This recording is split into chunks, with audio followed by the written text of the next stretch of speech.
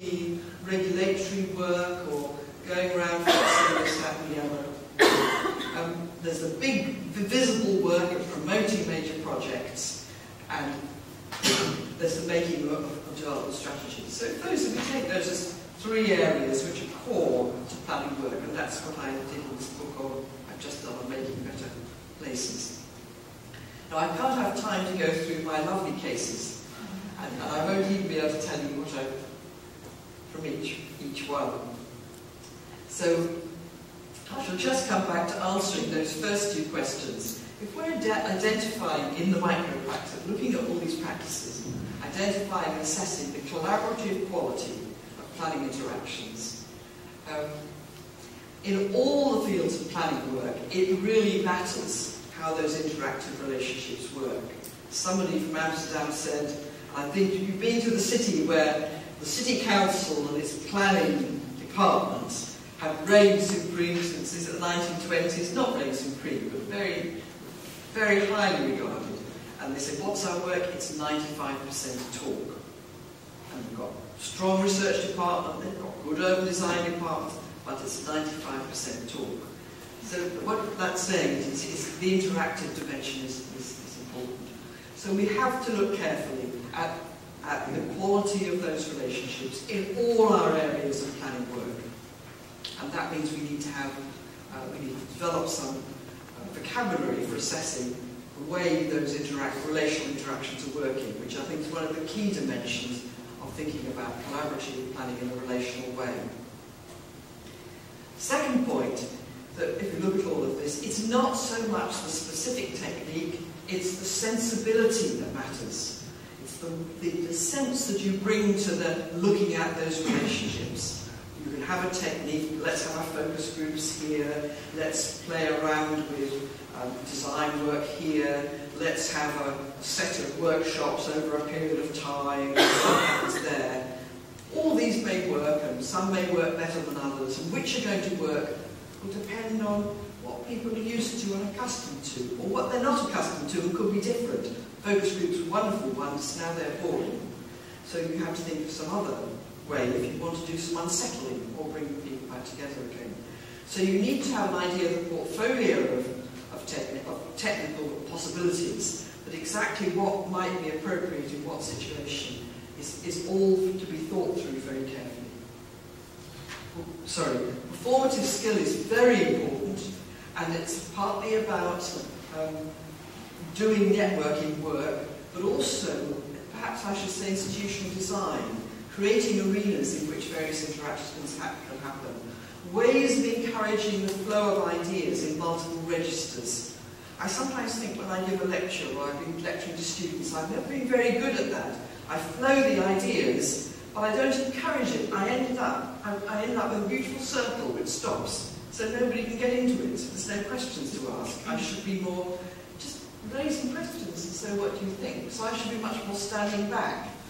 So there's all sorts of interesting questions to ask. What really does encourage the flow of ideas? Another issue in our field, if we're concerned with planning land, is we come in with a certain area of expertise. One of the things that is important is to make sure that from our expertise we are saying, you've forgotten these stakeholders, there's places over here. In this place, there's people over here who have a stake in this place that you're not noticing. So continuously challenging the assumed level of stake. And this is very, very important. In the UK, we're having a debate about decentralisation and localisation.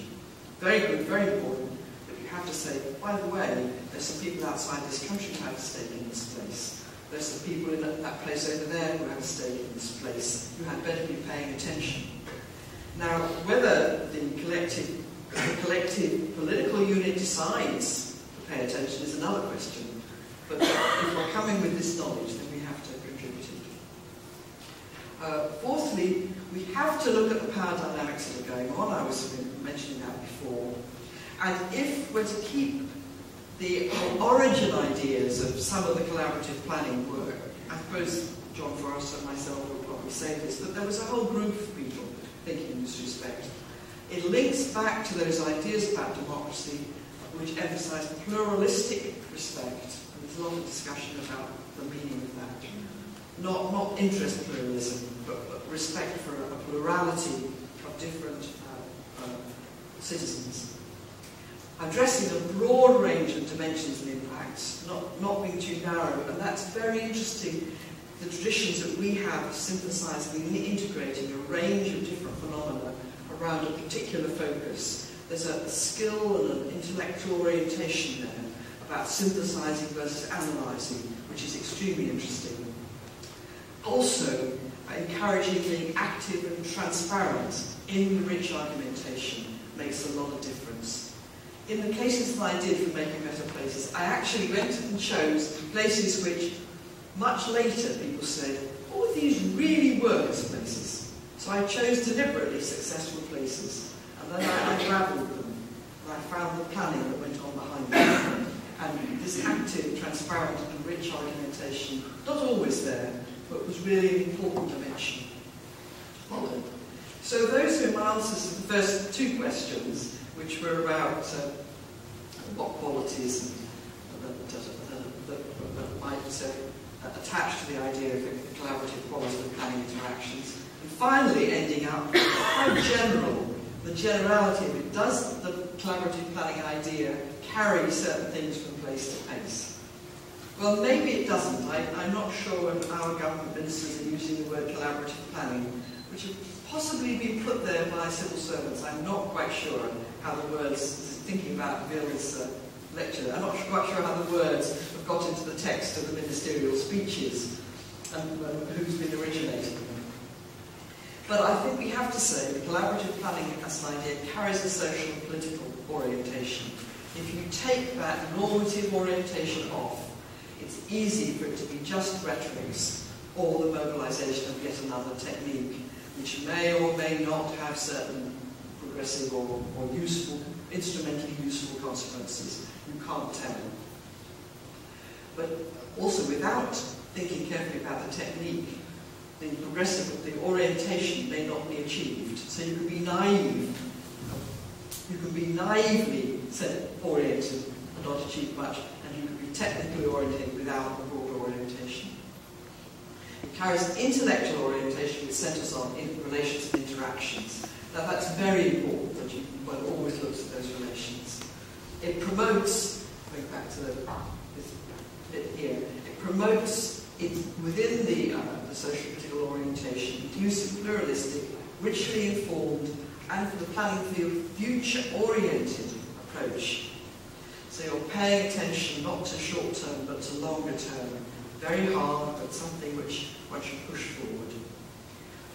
And if collaborative planning initiatives are performed in the spirit of this orientation, it helps to build a democratic capacity, a participative democratic capacity in the wider polity.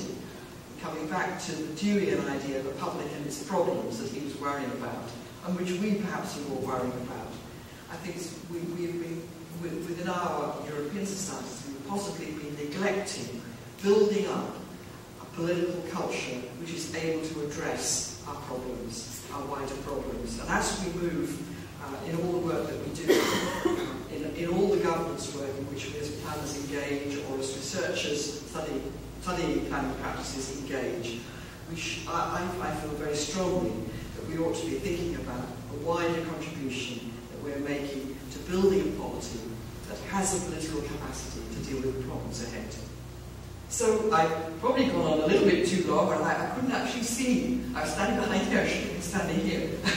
I couldn't actually see my 1 minute and 4 to 10 minutes and all that. It's going to lose track of time. So I hope you don't mind this little sort of historical excursion through some of the ideas that the collaborative planning has called up in relationship to the governance of place. Thank you very much.